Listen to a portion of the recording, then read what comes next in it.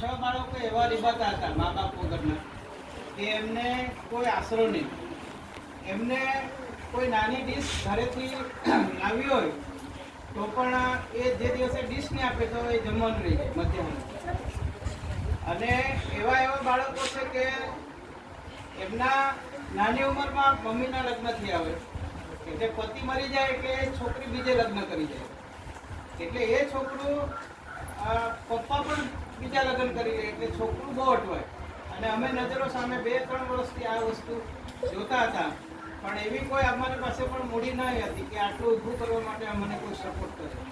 તો આ વખતે અમને અમેરિકાથી 2 વડીલ હતા, નરેન્દ્રભાઈ દિગ્ગજ બાડોલ અને ગીતા કાકી, એ 2 હસબન્ડ વાઈફ અત્યારે અમેરિકા છે અને એમના સહયોગથી આ એક આખું મકાન આપણને ઊભું કરી આપ્યું. તો આજે એ લોકો અમેરિકા છે પણ આપણે એમને તાળીઓથી એટલે વધાવીએ.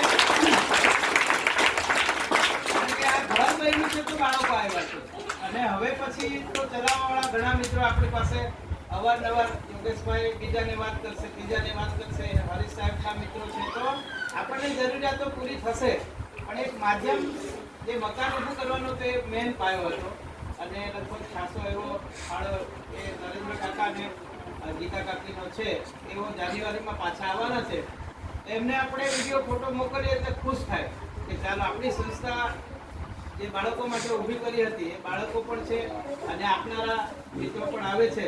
આ તબક્કે આ સંસ્થાને સાહેબ અમે 0 ફંડમાંથી ચાલુ કરી હતી પણ આજે અમને જેટલું છોકરાઓને જોઈએ એના કરતાં સારું અનાજ આવે છે, સારી સુવિધા ધીમે ધીમે થાય છે. એટલે અમને હવે ચિંતા નથી કે તમારા જેવા મિત્રો મળતા રહેશે અને આપણી સંસ્થાના જે બાળકોનું ભવિષ્ય છે એ ઉજ્જવળ બનશે ને બનશે. તો હરીશ સાહેબને કોઈ વિનંતી કરું કે હવે આપણા બાળકો કે અહીંયા જે વાલી મિત્રો આવ્યા છે એમને માર્ગદર્શન આપશે એવી વિનંતી.